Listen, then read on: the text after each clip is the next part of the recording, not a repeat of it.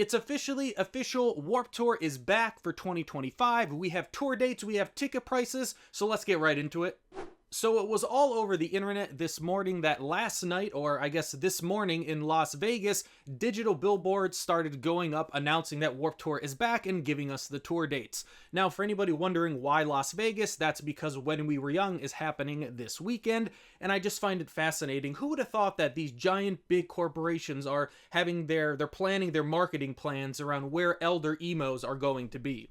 So we had all of that information this morning, and then 11:43 a.m. Central Standard Time, shout out to the Midwest, that's when the Vans Warped Tour account officially posted, "We are so back, pre-sale tickets next Thursday, October 24th at 9 a.m. Pacific, 12 p.m. Eastern." And yeah, Warped Tour is back. As far as the tour dates, let's get right into it. It's going to be 2 nights in Washington, D.C., Long Beach, California, and Orlando, Florida. And that's it. So I guess Warped Tour really hates Midwest emo. Wait a minute. And as far as ticket prices, because I know that was everybody's big major concern, 2-day passes are going to start at $149.98. I mean, fees are included. You can't be that mad. So I'm pretty sure that's a lot cheaper than When We Were Young, right? Wasn't When We Were Young around like 300 or something like that? But the big thing that everyone's going to talk about is the tour dates. I mean, Washington, D.C., so that's the East Coast, then California, West Coast, Florida, back on the, the southern East Coast, obviously. Yeah, I think that's what everybody's going to be super upset about, but I've talked about it on the channel a ton. If you remember that press release that founder Kevin Lyman put out in 2018, saying that 2019 was going to be the last full cross-country run. It's that last part that was always the most important. You can go watch my video from 4 or 5 years ago, whatever that is, that they emphasized was going to be the final full cross-country run of Warped Tour. They always, that was setting the foundation of what a new Warped Tour would be, just 3 or 4, I guess in this case 3 stops across the entire country. So Rolling Stone put out a big puff piece for Warped Tour's big comeback, and they interviewed founder Kevin Lyman, so I'm going to read some quotes from that article.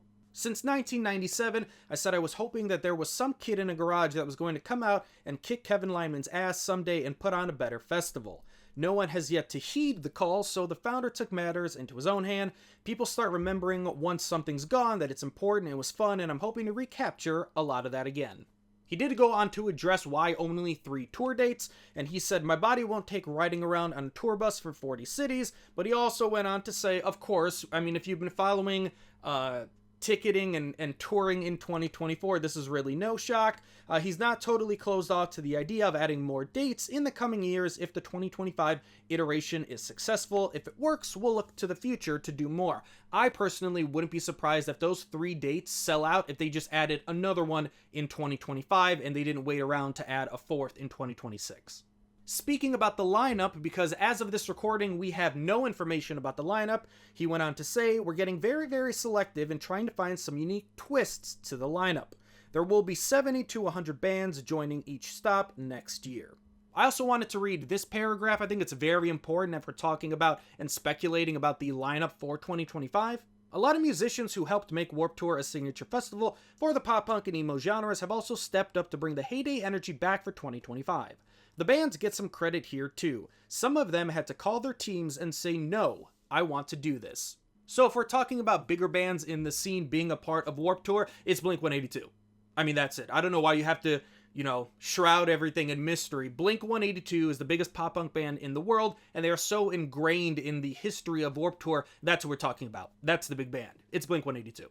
Now, obviously, you also there's many different bigger bands in the scene. I think My Chemical Romance is the big other one. We are expecting some new album information, news, leaks, something after we got Foundations of Decay a few years ago. We've had no new music or no announcements around new music at all for My Chemical Romance, so it wouldn't shock me if we start to get a drip feed of information about My Chemical Romance and a new album and new music, if it all kinds of lines up that they are actually playing Warped Tour in 2025.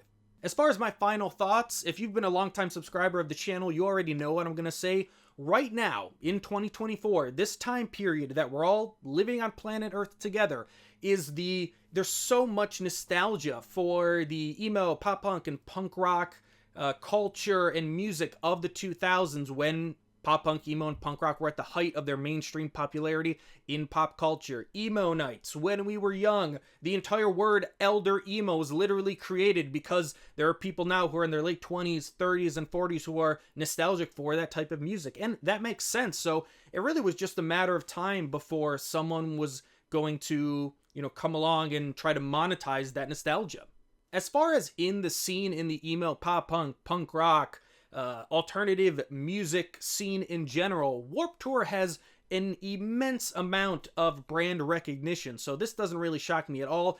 You can look at my video from, I think it was a few months ago when we first kind of had that rumor that Warped Tour was coming back. I mean, it makes sense. You can see what was happening with emo nights. I mean, just the success of When We Were Young that's happening this weekend, the massive success that entire festival is. And that didn't even have the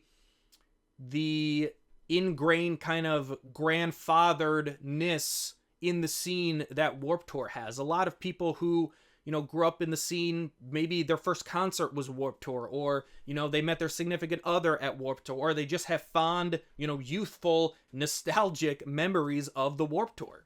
So Warped Tour coming back in 2025 literally makes all the sense in the world. I mean, from a business standpoint, from a marketing standpoint, from a business standpoint, from a culture standpoint, I think it all makes sense. The lineup, I think, is going to be super interesting. Are we just going to get, I think the article said, what did it say, 70 to 100 bands? That's not all going to be big, massive, giant bands in the scene, kind of like how we see with When We Were Young. Now, there are still some lesser-known, newer bands on the When We Were Young lineup for sure, but I don't think it's a hot take to say that most people going to When We Were Young want to see their nostalgic bands, that they liked when they were in high school and in college. When We Were Young, I don't really think, not even the way that it's marketed, is that the festival to go find out and discover new bands. So I really hope Warped Tour 2025 does a good job of mixing nostalgia with newer bands, because as I said millions of times on the channel, there is no mainstream outlet for rock music now in 2024. There's no MTV. Rock radio is dead. I mean, it's run by idiots who never learned how to evolve. There really isn't any, magazines or zines or anything like there was in the early 2000s when the scene was at its height, in popularity. I mean, if you're a band coming up now, you really want to, hope you blow up on TikTok, right? Like that is your closest mainstream outlet for rock music in, 2024. So I really hope that Warped Tour does a good job of mixing nostalgia and adds, a good amount of younger and up-and-coming bands on that lineup, because it's going to be a great way to showcase them and expose them to an entire new audience. Those are my thoughts on Warped Tour coming back in 2025. Let me know if you're excited about it in the comments. Please like the video. It really helps me out, really helps the channel out. Please subscribe if you haven't, and thanks for watching.